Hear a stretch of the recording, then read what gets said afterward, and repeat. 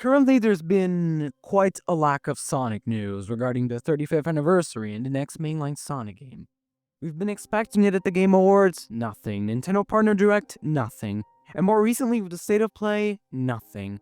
Except the State of Play was different because Gamescage convinced us all that Sonic would be in the State of Play, and now we all want that man crucified. But it also showed how Sega is being very quiet about the next mainline Sonic game, because they have shown the last two Sonic games at States of Play. Sonic X Shadow Generations was revealed at one in 2024. The movie Shadow DLC was revealed at one. The trailer for Sonic Racing Crossroads was revealed at one. There was DLC for that game, I believe. Sonic was very consistent at States of Play, if you ask me. Yet they decided to not reveal the game. So it raised the question if the game is even releasing this year or not.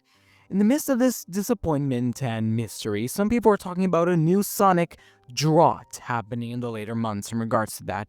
Not like the drought that lasted like 2 years during the 2020s before 2022 with all that stuff, but still a short period with no Sonic information until then. I said drought quote unquote because we've been getting the Chaotix podcast and some 35th anniversary merch still, but the lack of game news has been quite disappointing to some fans. But personally, I believe that a Sonic Drought is completely okay for now. I think some Sonic fans just have to have patience for what they're doing behind the scenes, really. I think it's personally okay to let a franchise work and do its stuff behind the scenes.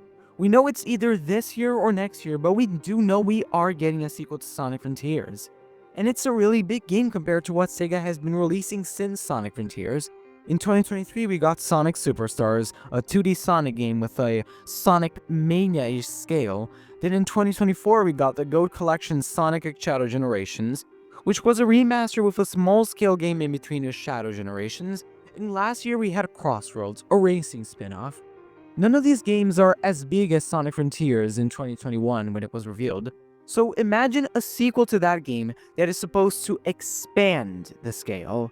With that, we should expect some quiet time in between. I think the real problem is some Sonic fans are just too isolated in Sonic, where if there's no Sonic news, there's no news. As an example, if you look at the people that like other franchises, they were pretty satisfied with the state of play.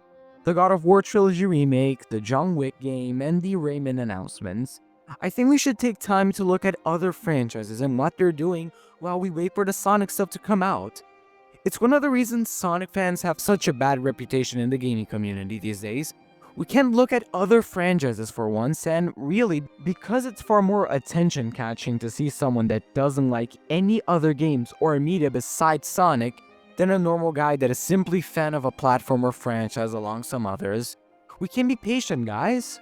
Well, I do believe that there is still a chance the next mainline Sonic game is coming out this year, because of the many leaks talking about the next Sonic game having a digitized Master Emerald since 2024, and now the branding for Sonic's 35th anniversary is Master Emerald Everywhere, which is suspicious.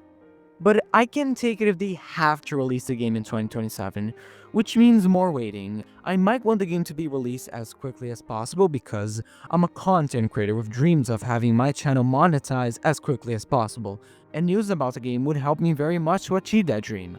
I'm telling you to like and subscribe, idiot. But that's an isolated case for me. We need to prioritize quality over quantity, really. Of course, if there will not be a new mainline Sonic game this year, that does mean Sega has to give us something. Izuka's been saying that they don't want to focus on making remakes and remasters and would much rather make new games, which is a very respectful choice due to how media these days is filled with reuse ideas and tends to lack new things.